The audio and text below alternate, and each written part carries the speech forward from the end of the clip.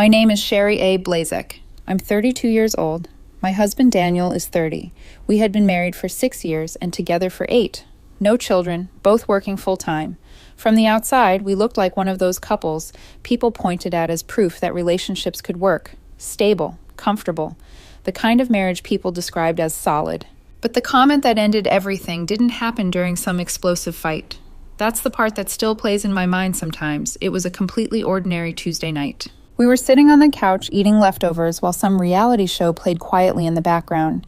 Daniel was half watching the screen and half scrolling through his phone with that distracted smirk he always wore when something online amused him. I made a casual joke about one of the contestants clearly not being ready for commitment. Daniel laughed, but it wasn't a real laugh. It was more like a scoff. Then he said it.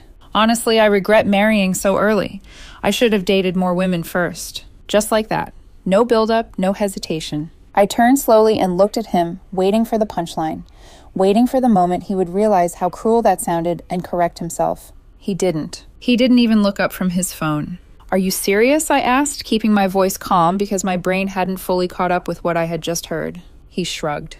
I didn't really know myself back then. I settled. Settled. The word hung in the room like smoke. He finally looked at me then, almost challenging me to react.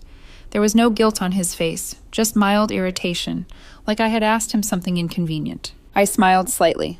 Not because it was funny, because something inside me had gone very quiet. The kind of quiet that happens when a decision begins forming before your emotions have time to protest. I didn't argue. I didn't raise my voice. I simply nodded and said, okay. Daniel rolled his eyes. God, you're so passive, he muttered. That's part of the problem. That night he fell asleep beside me like nothing had happened. He snored softly while I stared at the ceiling in the dark, replaying the conversation again and again. The realization that slowly settled over me was strange. The man lying next to me wasn't confused about our marriage. He was bored by it. And that was the first night I seriously thought about leaving. The next morning he acted like nothing had happened. In some ways, that felt worse than the comment itself. Daniel hummed while making coffee. He asked if I wanted eggs, complained about traffic like we were just another ordinary married couple starting another ordinary day. I kept waiting for some acknowledgement, even a sarcastic follow-up, hey, about last night. Nothing came. When I grabbed my keys to leave for work, he casually said, oh, by the way, I'm meeting Claire and Jess for drinks after work. Okay, I said. He paused, raising an eyebrow. That's it? No questions? What would I ask? He smirked. I don't know. You used to care. Used to. That word followed me the entire day. At my desk, I kept replaying the tone he used when he said he had settled. There was no anger in it. No drama, just matter-of-fact honesty, like he was describing buying a car too early before seeing what else was available on the lot. That night, he came home late, loud, slightly drunk. He dropped his bag on the counter and poured himself water. You know, he said casually, Claire is dating again. I waited. She's having a great time, he continued. New guys every few weeks. So many stories. I nodded. He glanced at me sideways. Sometimes I think I missed out on that phase, he said. I went straight from college into marriage. There it was again. The same knife, just from a different angle. I asked quietly, do you regret marrying me or just marrying early? He laughed. Why do you always make it about you? I didn't respond. Daniel kept talking, warming to the subject. I just think I could have done better if I'd waited, he said. Explored more, learned what I actually wanted. And now, I asked? He shrugged. Now it's complicated. He went to bed without another word. I stayed up. I opened my laptop and searched for apartments. Not because I was panicking, because something inside me had already accepted the truth. This marriage was running on borrowed time. Daniel thought he was being honest. What he didn't realize was that honesty cuts both ways. And mine was just beginning to take shape. Over the next week, the comments didn't stop. They didn't explode into arguments either. That would have been easier to handle. Instead, they arrived in small, quiet moments, like little reminders that the man I married had already started mentally stepping outside the marriage while still living inside it. One night while folding laundry, Daniel held up one of my shirts and looked around the apartment. You're really content with this life? He asked. He emphasized the word this like it tasted bad. With what? I asked. He gestured vaguely around the room. Routine, same place, same people, same everything.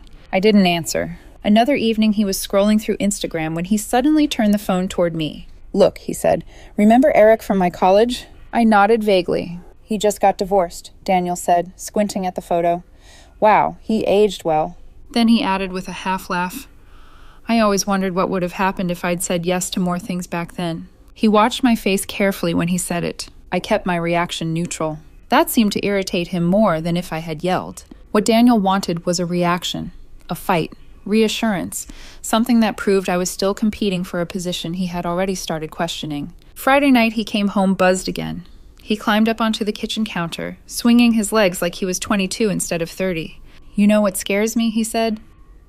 "What?" Waking up at 40 and realizing this is it. He looked around the kitchen. Same husband, same routine, no stories. I leaned against the counter across from him. "Am I the problem?" I asked, "or are you afraid of boredom?" He laughed. "You always make everything sound dramatic." Then he leaned forward slightly and said the quiet part out loud. "I just think I could have done better if I hadn't locked myself in so young." That was the moment something inside me shifted permanently. Not anger, not sadness, clarity. I stopped trying after that. I stopped initiating conversations, stopped asking about his day, stopped filling the space with the little emotional efforts that had slowly become invisible to him. I became polite, civil, efficient, like a coworker finishing out the last weeks of a notice period. Daniel noticed the change almost immediately. "You're being weird," he said one evening while we were eating dinner. "Am I? Are you punishing me now?" "No," I replied calmly. "I'm listening." That confused him. The next few days I started staying later at work. Not to avoid him exactly, but because for the first time in years, the house didn't feel like the center of my life. I started going to the gym again. Reconnected with friends I had slowly faded from over the years because marriage had quietly become my entire identity. One night, while Daniel was getting dressed to go out with coworkers, he looked in the mirror and said casually, "If I were single right now, I'd be killing it." I looked up from my phone. "Then maybe you should be." He froze for just a second. Then he laughed. "Don't be dramatic," he said. "You wouldn't survive without me." He had no idea. I had already started imagining exactly what life without him might look like. And the strangest part was that it didn't scare me. The shift in me didn't go unnoticed. At first, Daniel treated it like sarcasm. "Wow," he said one morning while watching me tie my running shoes. "Gym again. Who are you trying to impress?" "No one." He snorted. "Sure." Then suspicion crept in. He started asking questions. "Where are you going? Who are you texting? Why are you suddenly so calm all the time?" Calm made him uncomfortable. He was used to me explaining myself, reassuring him, smoothing over the little cracks in our conversations. One night at dinner, he finally snapped. "Why aren't you fighting for this?" he demanded, his fork clattering loudly onto his plate. I looked at him quietly. "Fighting for what exactly?" "For us," he said, exasperated. "For your husband." I held his gaze. "You told me you regretted marrying me," I said evenly. "You said you settled." "That doesn't mean I want a divorce," he shot back. "It means I'm being honest about my feelings." "Honest without consequences," I replied. His face hardened. "God, you're so sensitive," he muttered. "This is why I feel trapped sometimes." Trapped. That word landed heavier than anything else he had said. I stood up slowly and carried my plate to the sink. Behind me, Daniel continued talking, his voice rising slightly as he complained about how marriage wasn't supposed to feel boring, how he envied his single friends, how life was supposed to feel more exciting than this. I washed the plate slowly, dried my hands. Then I turned around. "I'm going to stay with a friend for a few days." He blinked. "What?" "I'm giving us some space." He laughed sharply. "You're overreacting." "Maybe.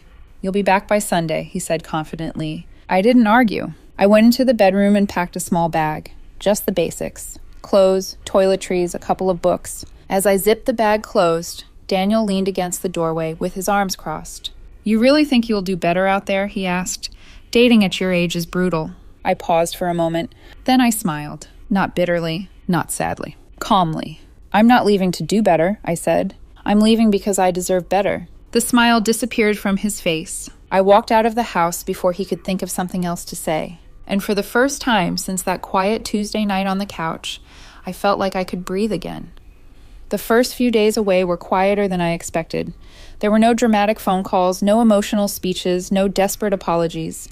Daniel sent a couple of short texts, but they sounded more irritated than concerned. "Are you done sulking yet? You're really dragging this out." I didn't reply. I stayed at my friend Mark's place, sleeping on a spare bed that was far less comfortable than my own, but somehow gave me the best sleep I'd had in months. The absence of tension in the air felt almost unreal. For the first time in years, I woke up without wondering what kind of mood I'd be walking into. 3 days later, I went back to the house to grab more clothes. Daniel was sitting at the kitchen table when I walked in, scrolling on his phone like he owned the silence in the room. "So," he said without looking up, "you ready to come home and stop being dramatic?" I set my bag on the counter slowly. I didn't come back to stay. That got his attention. He laughed sharply. "Oh my God, you're serious." "Yes." His tone changed instantly. You can't just walk away because I said something honest." "I didn't," I said calmly. "I walked away because you said it repeatedly and meant it." He stood up and started pacing across the kitchen. "Every married person thinks like this sometimes," he said. "You're acting like I cheated." "No," I replied. "You just made it clear you don't respect me." He rolled his eyes. Here we go, victim mode. That word hit harder than anything else he had said so far. "I didn't ask to be pitied," I said quietly. "I asked to be valued." He scoffed. "You're really going to throw away 6 years because I wondered what else was out there?" I looked at him for a long moment and realized something important. He still didn't understand. "You didn't wonder quietly," I said. "You wondered out loud to me like I was already a mistake." The silence after that felt heavy. "I'm filing for separation," I added. The color drained from his face for a second before irritation replaced it. "You're bluffing." No. "I'm done negotiating my worth." He crossed his arms. "You'll regret this. Dating will humble you." I picked up my bag. "Maybe," I said. But staying already did. As I walked toward the door, he shouted behind me, "Good luck finding someone who puts up with you." I didn't turn around. For the first time, I wasn't looking for someone to put up with me. I was looking for peace. The separation paperwork moved faster than I expected. When one person stops arguing and simply follows through, things become very efficient. I moved into a small, short-term rental across town. Bare walls, mismatched furniture, quiet. I liked it. Daniel, on the other hand, leaned hard into the life he claimed he had missed. Mutual friends began feeding me updates I never asked for. New haircut, new clothes, new social circles. He was suddenly out every weekend, posting stories online with captions about rediscovering himself and finally living. A few weeks after I left, he texted me out of nowhere. "Went on a date last night. Interesting." No question, no context, just a breadcrumb. I didn't reply. 2 days later, another message arrived. "Dating isn't as easy as people think. Women our age are disappointing." I read it, shook my head slightly, and put my phone down. Meanwhile, something unexpected started happening in my own life. I began enjoying it, not in a revenge kind of way. In a quiet, steady way. I cooked for myself. I went to the gym. I worked late when I wanted to, and slept deeply when I didn't. I stopped feeling like I was being evaluated every time I walked into a room. About a month into the separation, I met someone. Not through apps, not through friends. Through normal life. He was sitting next to me at a coffee shop reading a book I recognized. I commented on it. We talked. There were no games, no subtle tests, just a conversation that didn't feel like an audition. His name was Adrian. I didn't tell Daniel. It wasn't his business anymore. But somehow he sensed the shift. One night he called instead of texting. "You seem different," he said carefully. "Like you've already moved on." "I have," I replied. There was a pause on the line. That was fast. "No," I said, "this was overdue." He didn't like that answer, and that was when the tone of his messages started changing. At first, the confidence slipped in small ways. "Dating is exhausting," he said in one voicemail. "Everyone is selfish." Another time he admitted, "It's not like what we had." What he meant was, it wasn't predictable anymore. Nobody was bending themselves to accommodate him. Nobody was reshaping themselves to keep him comfortable. Meanwhile, things with Adrian stayed calm and easy. No pressure. No comparisons. When I told him about my marriage ending, he didn't smirk or offer advice. He simply said, "That must have been lonely." No one had ever said that to me before, and hearing it made me realize just how lonely I had been. Then one evening, Daniel showed up at my door, unannounced. I had never given him the address, which meant he had asked around. That alone told me he was spiraling. He looked tired when I opened the door. Not dramatic, just tired. "So this is it," he said, looking around the small living room. You downgraded." I smiled slightly. "I upgraded peace." He scoffed, but the sarcasm didn't land. "You know," he said slowly, "I thought I'd have options." "And?" He hesitated. "They don't try very hard," he admitted quietly. That was the most honest thing he had said in years. He sat down on the couch without asking. "You were easy," he said. "You were safe. You made things simple." I nodded. "You're right." He looked up sharply, surprised that I wasn't arguing. "I just didn't realize how rare that was," he added. I stood there listening, feeling something settle inside me. Not bitterness. Not satisfaction. Finality. He didn't miss me. He missed the version of himself that felt secure when I was beside him, and that version of his life wasn't coming back. After Daniel showed up at my place that night, things changed quickly. Not outwardly at first.